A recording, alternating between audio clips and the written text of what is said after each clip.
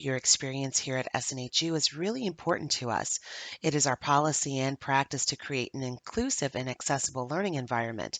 If there are aspects of instruction or course design that present barriers to accessibility, please notify our Online Accessibility Center as soon as possible at 866 305 9430. You can also email them at oac@snhu.edu. Many aspiring writers can imagine themselves arriving in New York City and absorbing the energy and excitement of the sights and sounds around them that may inspire the next bestseller. While all things are possible, there is a lot of competition, and the publishing industry has seen its share of challenges over the past decade. So, how does one earn a living while pursuing their dreams? They work. This video will follow the journey of Joy Gibson, an alumnus of SNHU, and how she was able to find employment that allowed her to use her skills while pursuing her passion as a creative writer.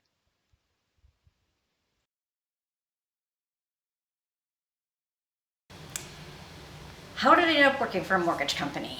That's a good question because it was really unexpected. I know nothing about mortgages.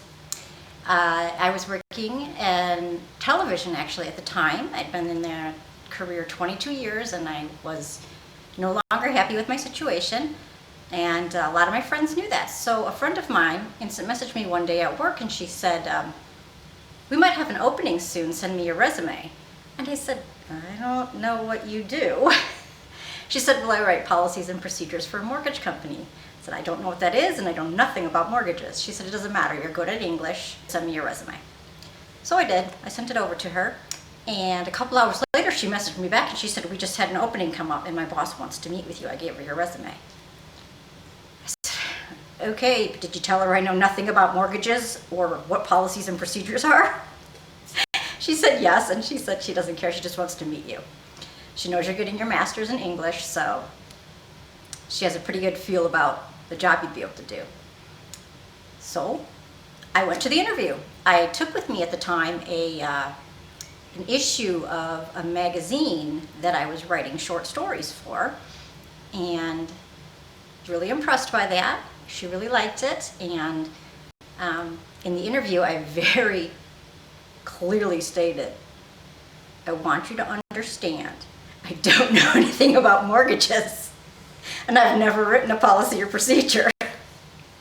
Because I didn't want to get into a job where I was going to end up losing it or something because I didn't know what I was doing after 90 days. So the interview went well. They were okay with me not knowing, and a couple hours later they called me at home and offered me the job. And that's how I got in the mortgage industry.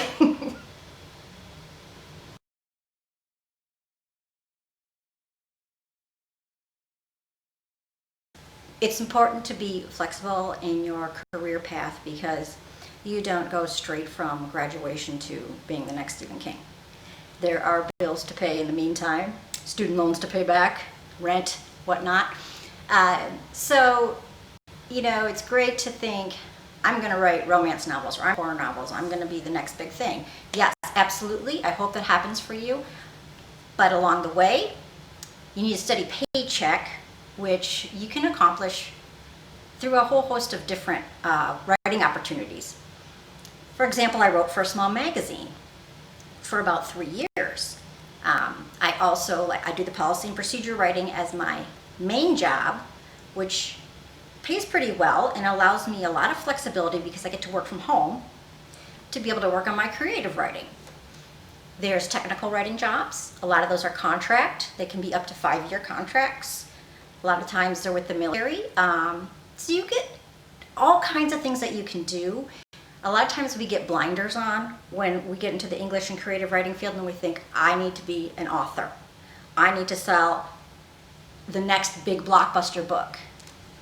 Sure, but as I said before a couple times, pay the bills, right? And a lot of these jobs are actually really cool. They help you become a better writer. They help you with your technical writing skills. They help you with your creative writing skills, your sentence structure, organization, all kinds of things. And I think why you have to think a little outside the box when you're on the way to becoming the next fabulous novelist.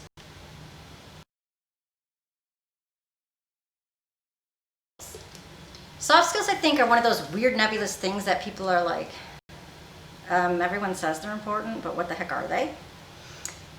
Well, I would say communication. I would say communication and innovation and ability to solve problems are three that are super, super important. As a writer, obviously you need to be able to communicate with your audience, right? You have to know your audience. You have to be able to use language that appeals to them, to hold their interest. But above and beyond that, depending on the kind of writing you do, like I work in the corporate situation during the day, I have bosses I have to communicate with. If I need something solved, if I have an urgent document that has to get pushed through and published, I need to be able to let people know in an effective way so that they listen to me. But even if you're an indie author, you're still going to have people you have to communicate with. Like if you're going to hire an editor, you have to let them know the style of editing you want. Or if you're going to have someone help you lay out the book, you have to be able to tell them, this is how I want it to look. So communication is definitely important. Innovation, I mean, everybody wants something fresh and new, right? So it's always a good idea if you can come up with unique formats or styles in which to present your work. And of course, problem solving. Who doesn't want a problem solver, right? You can't be knocking on your boss's door every 2 seconds. Can you help me with this? Can you help me with that? They have their own job to do. You'll never get anything done. So problem solving, to me, is one of the most important soft skills. Just so I like to be able to just do my job on my own, right? I don't want to have to get stopped up every 2 seconds and not know where to go. So I guess, yeah, most important soft skills are communication, problem solving, and innovation.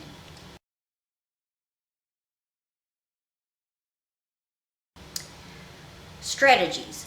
Well, basically the strategy that I used to really break into the writing field was something I heard Alton Brown say on a TED Talk. He said the way he got Good Eats, the cooking show, he just asked. And that's what I did. I wrote to a small magazine in the Dallas area, and I said, hey, look, so I'm a creative writing grad student, and at some point in the future I'd like to teach some classes, which means I need to be published. If you find a little tiny corner of your paper to maybe publish a poem or something for me, I would really appreciate it.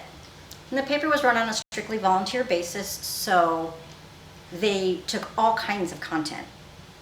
They wrote me back and they said, well, we don't really do poetry, which is good because I'm no poet.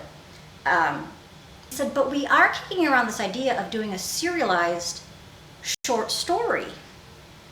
And it would just continue from month to month because it was a monthly publication. And then when it finished, we would start another story. Would you be interested in that?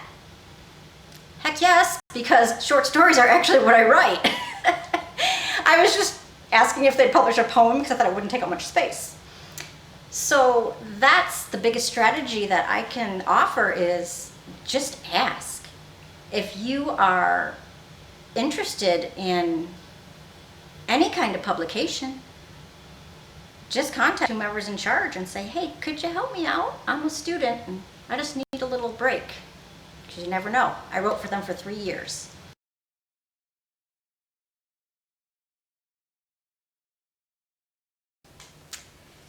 What would I have done differently? I would have networked. I went to college. I started college when I was 18. I was a very traditional student. And I didn't think any networking things were important. I was like, whatever, it doesn't matter who you know. I'm good at what I do, right? Yeah, sort of. And what ended up happening was I did not finish the first time I went to college. And I went back as an adult learner, as a non-traditional student. And I said to myself, this time I'm going to get to know everybody and anybody. And I'm going to keep all my contacts. And so I did. And I reached out to any groups I could join at SNHU. I kept up my local contacts in the business community. And what ended up happening was, actually, the woman who hired me to work at the mortgage company, a student in one of the dance classes I was teaching. I also teach for a small college here. The English department chair was a student in one of the dance classes I was teaching. And I taught, in the past I taught for the University of Philosophical Research, and the gentleman who hired me to teach there was a former professor at SNHU.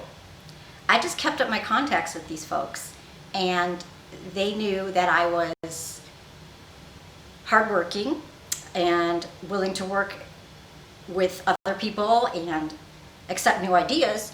So when these positions came up, they reached out to me and they said, hey, we've got this opening we think you'd be great for. So had I not kept up those contacts, had I not kept up my networking, I wouldn't have had any of the jobs that I've had so far in the English and creative writing field.